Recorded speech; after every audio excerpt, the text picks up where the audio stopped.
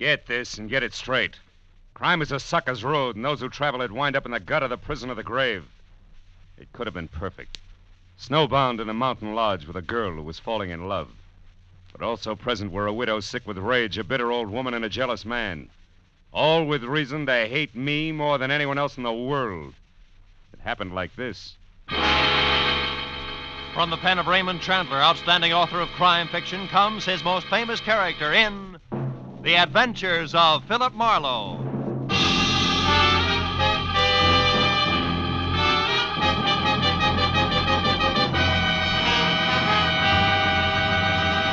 Now, with Gerald Moore, starred as Philip Marlowe, we bring you tonight's exciting story, The Grim Echo.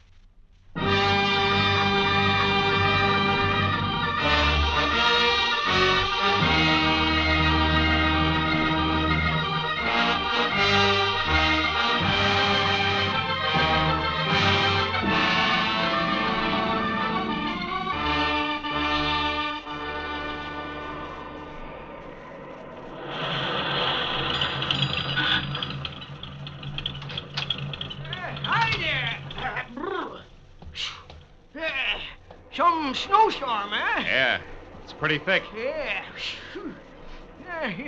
You're lucky you caught me, son. Yeah? We're just closing up.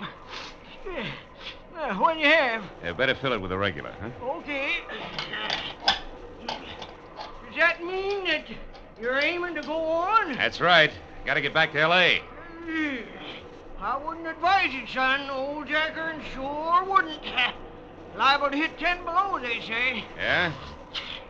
Where you been, skiing? Yeah, a week of it up at Angel's Roost.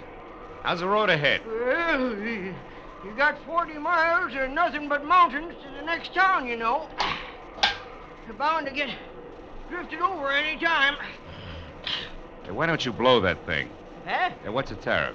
Oh, call it $3 even.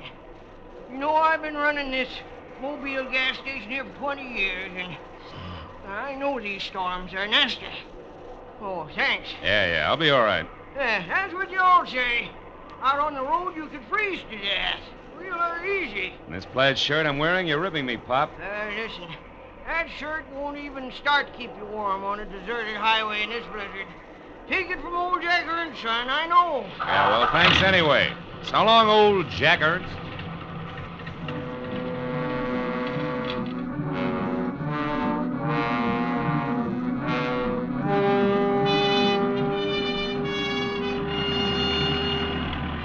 It took me a solid nerve-wracking hour to make 12 miles. And I began to realize just how right old Jack Ernst, the gas station boy, had been when the road ahead was lost completely in a constant racing blur of white. Transformed every rise into a treacherous barrier I had to batter my way through. With the chains on all four wheels chewing at the drifts, I managed to keep on the road somehow and plow out another 5 miles. And then I caught a glimpse of the first lighted window I'd seen in all that distance just as I started down the backside of a short, steep hill. And then it happened. First, the helpless feeling of a skid. Before I could do anything about it, I was off the road, in the ditch, nose first and hood deep, in a culvert drifted full of snow. I forced the door open and floundered back up to the road. I knew there was no chance of getting the car out without help, and lots of it. And the 10 below zero that the Weather Bureau had bragged about was setting in. I looked back through the slashing snow for the lighted window I'd spotted and saw a lantern swinging crazily in the hands of somebody coming toward me. A minute later, I could see it was a girl. Hello? Hello, are you hurt? No, I'm okay. My car's stuck. I skidded off the road. Yes, I know. I watched it. Oh, my. No chance of getting it out of there tonight. No. That's bad. Maybe tomorrow, if the blizzard lets up, we can get you out. Meantime, you better come on up to the lodge, mister. Lodge? Uh-huh. You mean I slid off the road right in front of a tourist lodge? Oh, boy, how can I be that lucky? Well, maybe it's fate. We're not open for business in the winter, but on a night like this... I know what you mean, believe me. I really appreciate it. Could get tough staying out here. Oh, by the way, my name's Marlowe, Philip Marlowe. I want to pay you for... Did you say Philip Marlowe? Yeah, something wrong with What's that? your business, Mr. Marlowe? Oh, well, I'm a private detective from L.A. I've been Then it skiing. is you. I don't care where you've been or where you're going. You'll get no help from me, Mr. Philip Marlowe, you understand? I'd rather give shelter to a dirty dog. I hope you freeze, do you hear? I hope you freeze to death. She was a thin girl with black, hollow eyes, full of hate for me. She didn't stop or look back all the way to the door, just ran in and slammed it shut. I couldn't understand it. Even on my worst day, my reputation never was that bad. I didn't wait around to worry about it because I was cold.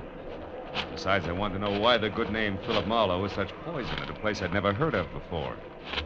I waded up to the heavy rustic door and looked in through a tiny window. All I could see was one corner of what had to be a big room. It was log, leather, and Navajo rugs, dominated by an enormous fireplace that filled every nook with a warm, dancing glow.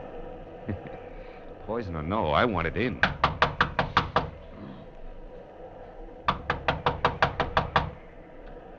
Coming, just a minute. Oh, hello. Hello. You picked a bad night to travel. Sure did. Oh, well, won't you come in? Oh, sure. I'm Donna. How are you? This is Echo Lodge. We're not open now, but, of course, you can't go on in the storm. No, I can't. Besides, my car's in the ditch. Well, you'll be spending the night then. I'd love to, but there seems to be two schools of thought on that subject. Well, what do you mean? Well, I don't know why, but, I don't think I'm very welcome. Why do you say that? Well, I'll tell you why, Donna. Well, Helen. Oh, dear, what's wrong? You've been crying. Do you know who he is? No, we haven't gotten around to the magic of my name yet, Helen, but maybe you'll be good enough Our to tell name me. is Baraki. Does that mean anything to you? Baraki. Oh, Helen, Yes, what is it? Baraki. Virgil Baraki was my husband. Virgil Baraki was Donna's brother, and Virgil Baraki was the man that you shot down and killed. Do you remember? I remembered all right. 6 months ago, a trail that led up a blind Los Angeles alley to a garage where stolen cars were switched. I remembered the pair of vicious blue eyes glaring at me over the sights of a blazing .45. And I remembered shooting back fast. And when it was over, I was alive and he was dying. And later, the coroner's jury decided I'd killed in self-defense. The savagery here in the eyes of the woman who'd been Virgil Baraki's wife said that decision meant nothing. Yes. Is this true? Are you the one who... Yeah, it's true. I shot a man named Virgil Baraki. I had to or be killed by him. There was no choice. You liar. You killed him in cold blood. Now get out of here. You've done enough to us. Get out. Helen, stop it. Oh, Mama, Baraki, listen, Mama. This is the man who killed Virgil. I know. I've been listening and I heard everything. Go find Ralph for me, Helen. Then you'd better go out to your workshop for a while. Did you hear me? I said this is the man. I said go call Ralph now, at once. Tell him to open the cabin. Then go back to your carving. Can't turn a man out in this weather, not any man. You'll stay, Mr. Marlowe. Thank you, Mrs. Baraki. Donna, go get some hot food. All right, Mom. So, you're Philip Marlowe, the private detective.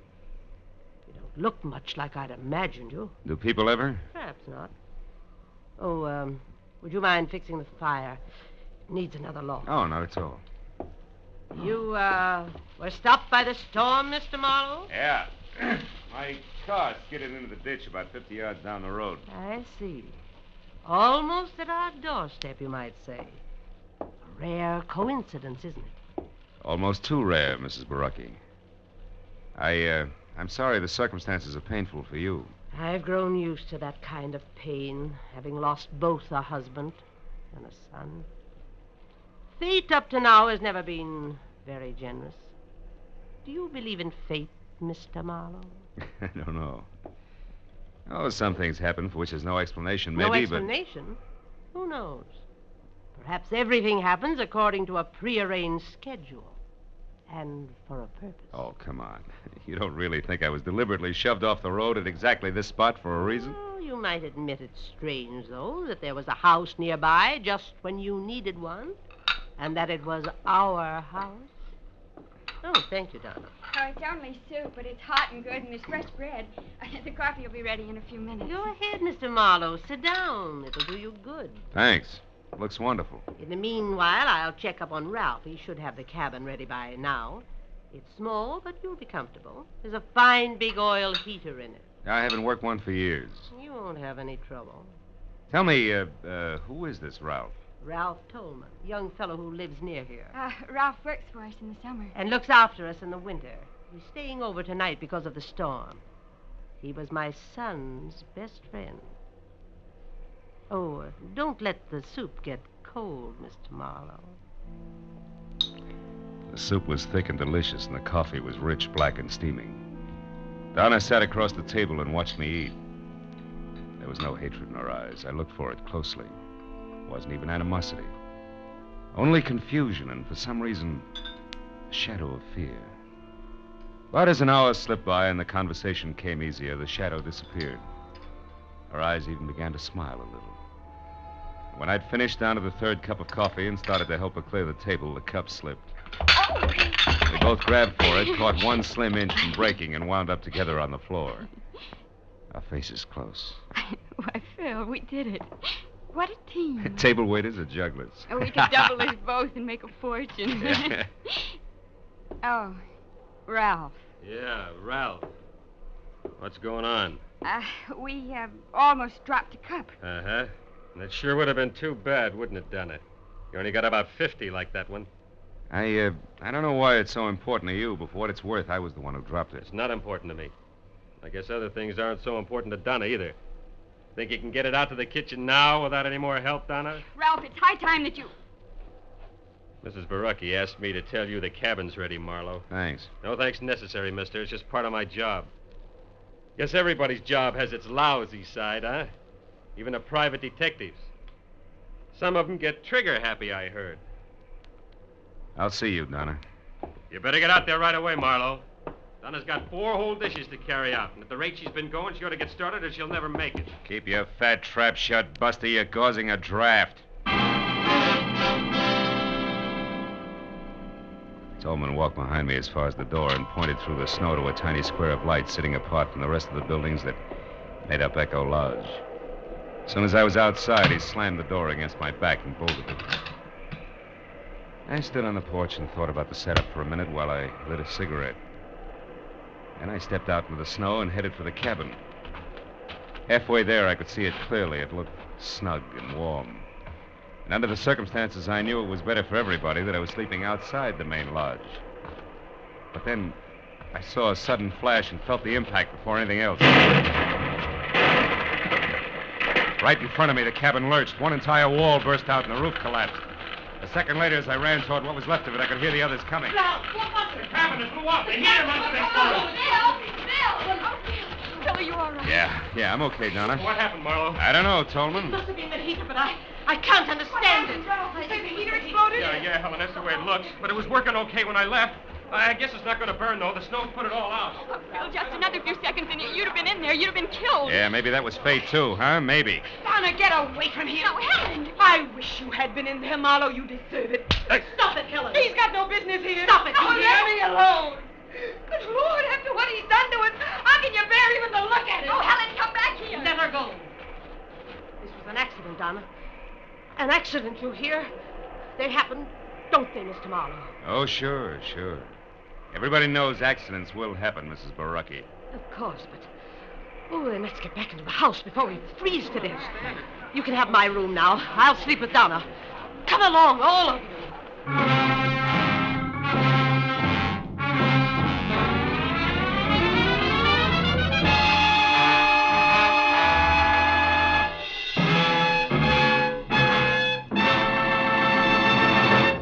In just a moment, the second act of Philip Marlowe. But first, Groucho Marx, his famous ad-libs, and his teams of opposites will be back betting their lives on most of these same CBS stations tomorrow night. You've missed half your life if you haven't bet your life with Groucho Marx on Wednesday nights this season.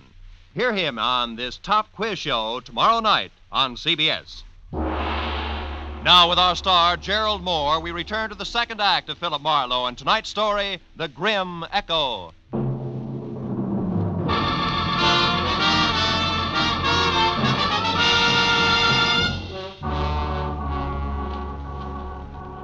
It was a dreary little procession that trudged back toward the lodge again from the shuttered cabin. I said nothing and pushed hard against the storm as far as the front door. But when they were all inside, I ducked back into the biting blizzard and ran down to my car in the 38 I kept in the glove compartment there. I figured it would be a warning comfort through the long, cold night ahead. Until I saw that somebody else had figured the same way. The lock on the glove compartment had been sprung, and the gun was gone. Now there was no doubt about the explosion. It had been no less accidental than Lucretia Borgia working over an after-dinner drink. As I hurried back to the lodge, I suddenly felt the kind of inside cold which you can't ever blame on the weather around you. But a moment later, that same cold began to thaw. Because huddled at the edge of the lodge steps ahead was Donna. Phil, where have you been? What have you been doing? Hey, everything's going to be all right. Oh, Phil, please. Why did you go down to your car? Well, I'll tell you, but you're going to be sorry. Sorry? But you got so upset over nothing. I went to get some cigarettes out of the glove compartment. I was fresh out. That was your only reason? Cigarettes? Sure. Now, come on, huh? You got to worry. Let's do it where we can both be warm. Come on over to the fire. I'm a city boy, you know. This cold isn't doing me any... Hey, Donna. Those tears in your eyes. There. They're from the wind. It always makes me cry. Oh, Phil. Why do things have to be this way? An hour ago when you were eating, everything was so nice, so friendly. And then suddenly Ralph angry, the explosion, Helen screaming and clawing at you, Mom upset. Yeah, I know what you mean. But look, baby. Listen to me hard, huh? Yes? You see, the things you just spoke of, Ralph, the explosion, Helen, all of it, all the trouble, it belongs to tonight, like the blizzard out there. Oh, it's raging now, sure, but tomorrow, or maybe a little after tomorrow, it'll stop. Everything will look bright and clean to you. Honest, honey, that's the way it'll be. All the way around. Believe me? Oh, Phil, I want to, but... But what? But you're talking about tomorrow. I'm worried about tonight. I'm afraid, Phil. Awfully afraid.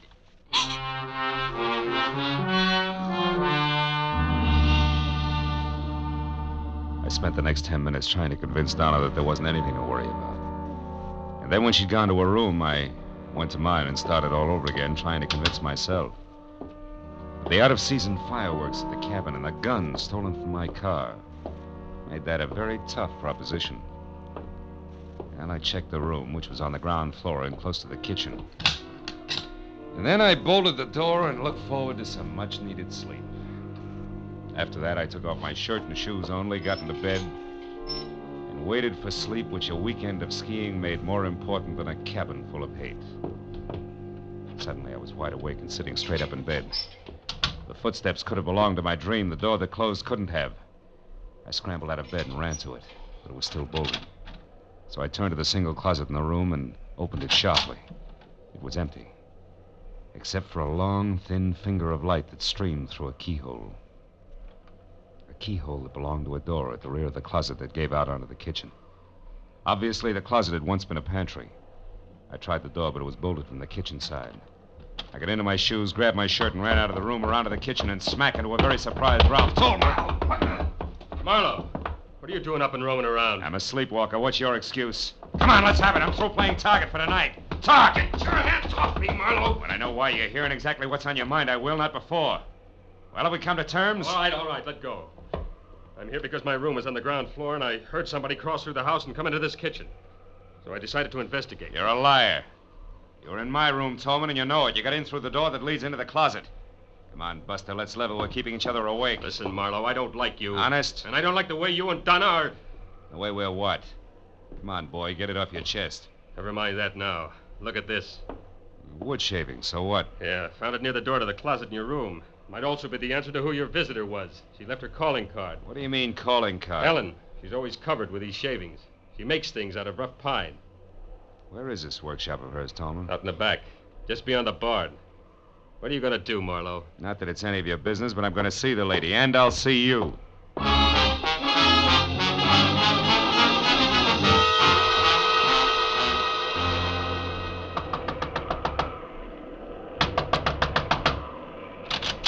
What do you want? Conversation, Helen, if you don't mind. Now, wait a minute. You would slay and Close I that don't... door. I will not. Then I will. Now get over there and sit down. We got a few things to clear up. Like what? The way you murdered my husband, perhaps? Cut it out. Stop it, Helen, or I'll twist your arm off. No, Just as soon as you decide to behave. Those nails of yours draw blood, baby. What, are they going to be good? Yes. All right. Now sit down over there, away from those sharp chisels you work with, and keep your hands in your lap. Go on, that chair there. Very well, Mr. Marlowe. Anything to accommodate the man who murdered my husband. Which brings us right to the point. You deny it. You deny that you shot him down. I fired in self-defense. That's a rotten, stinking lie. You did it to feather your own nest, to be a hero to the police and the newspapers. You're wrong, Helen. I killed your husband because I had to. He was on the wrong side. Oh, don't make me laugh. You call trying to get money for his family for me? You call that being on the wrong side? So much that he should have been killed, shot down by the likes of you? Oh, Mr. Marlowe, you have no idea how through these past 6 lonely months I've thought of you. I've wondered what you looked like, what the man who killed Virgil was doing, how you'd like to meet the same death you brought to my husband under the brave banner of law and order. Now, wait a minute, And listen. don't think I didn't plan your death 1,000 times over. Don't think I didn't approach Mama Baraki, Ralph, even sweet little Donna with a delicious thought of revenge. No. No, they talk like you talk, Mr. Marlowe. Virgil was doing the wrong thing. He was caught. It wasn't right or wrong. It was him or me. Oh, you shut up and listen. Sure, Virgil was stealing, all right. He was stealing from me, his wife. That's why he left here. That's why he tried so hard. That's why you had no reason to kill him. And that's why you should die, too. Oh, that's also why we had an accidental explosion at the cabin I was supposed to sleep in, huh? I was clumsy. I was hasty. I won't be the next time. You're completely out of your mind, Helen. Out of my mind? Of course I am. Did you think this existence, this living without the man I love, could leave me otherwise? Did you think making these stupid souvenirs could take his place? Killing me isn't going to bring him back. You get out of here. Go on, get out. And if you can, Mr. Marlowe, go back to bed. While you wait for a chance to get me with my own gun, the gun you stole from my car? I'm not going to shoot you, Mr. Marlowe. That would only further disgrace the Baraki name. No, I'm not going to shoot you. But I am going to get you.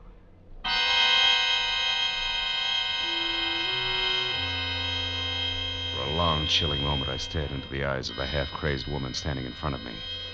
The ice-cold, bottomless eyes that a cancerous hate had destroyed as something human.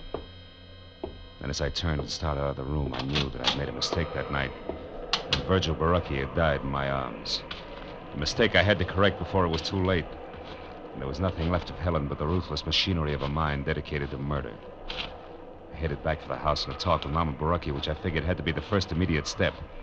But when I'd gone only a dozen yards from the workshop, I stopped.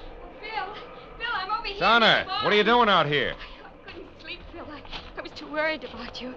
And then when I saw you leave the house from my window and head for the workshop, Phil, your face. Oh, it was Helen. She got a little upset in there. A little? Oh, look at you. Your pocket ripped off your shirt, your face scratched. Oh, it's all right, Phil, Donna. She could have... No. Hey, my pocket ripped off. The gun. Oh, Phil, what is it? Tell me, please. Now, hold it, Donna. Give me a second. Yeah, sure, it adds, all right. Now, look, get over there inside the barn and scream. Long and loud, huh? Scream? Yeah, it's our only chance. Go on, do as I say, Donna. Scream. All right. I'll do it, Phil, whatever you say.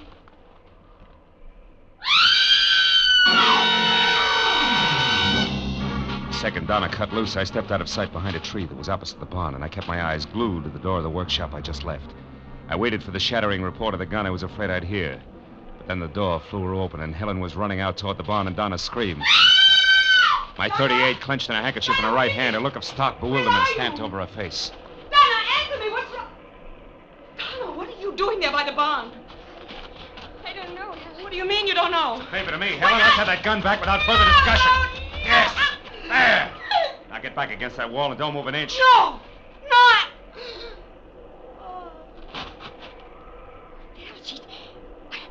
Phil, what is all this?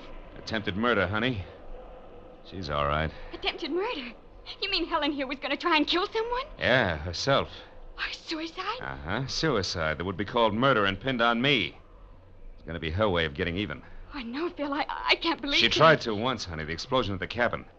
But when that failed and everybody knew how she felt about me, a warped mind hit upon this little plan, and all the pieces would have fit tight, too. What pieces? What do you mean? At one, we argued.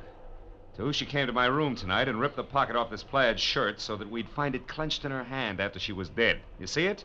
Three, she stole my .38, which has my fingerprints on it.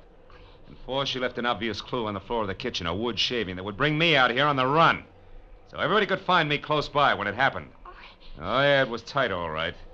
Tight as a hangman's noose. And then she was going to shoot herself, Phil, just after you left her. And that's why you made me scream? Yeah. And that's why now, Donna, later tonight, I'm going to tell her something that I intended to break to her gently. Oh. Something I was going to tell Mama Baraki first. Something I hoped would straighten her out. What, Phil? Well, your brother Virgil didn't die the moment he was shot, Donna. He lived long enough to ask one thing of me. What are you trying to say, Phil? That I never let Helen or you people here know about the woman he was in love with in L.A. The woman through whom I tracked him down. Oh, Phil. Yeah. Phil. Well, I guess it wouldn't be good for her if I was around too much? No, honey, not for a while, anyway. Wouldn't be good for any of us, huh? Come on, Donna, let's get her into the house. Yes. Yes, Phil.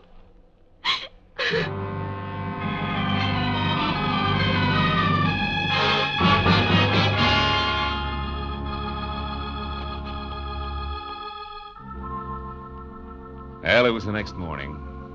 I went into the kitchen for some coffee and found myself all alone. Donna wasn't any place in sight. So I got my things together and walked slowly down to my car, and when I got in, I didn't feel like leaving. Not right away. And I was glad that warming up my motor was the smart thing to do. Gave me time to light a cigarette and think. Look around. Back toward Echo Lodge, where I could see Donna waving goodbye from an upstairs window. Yeah, sure. I'd see her again in a little while. It was a small world, all right. Full of echoes. And just think how the web of paths we call coincidence had brought me and those who knew and loved Virgil together. Someday, maybe, Donna and I would be looking for each other. And those paths would make it a lot easier.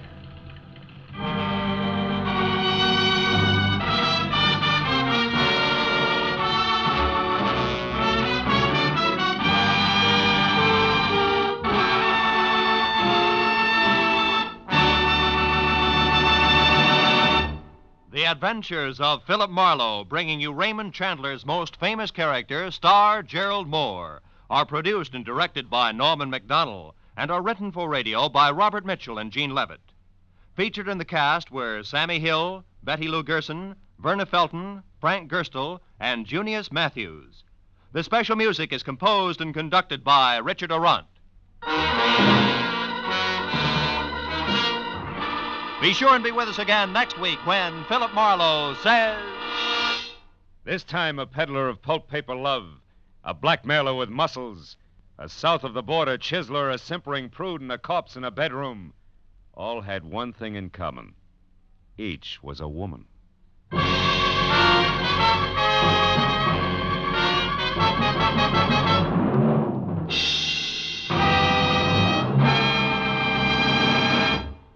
Al Jolson will pay another of those wonderful visits to Bing Crosby this Wednesday night. And the gags and songs will again fly thick and fast. Bing and Al will team up to sing Waiting for the Robert E. Lee and Whispering. And as for the gags, well, just tune in on most of these same CBS stations. Remember, that's this Wednesday night, the CBS Bing Crosby Show. This is Roy Rowan speaking. Now, stay tuned for Pursuit, which follows immediately on most of these same CBS network stations.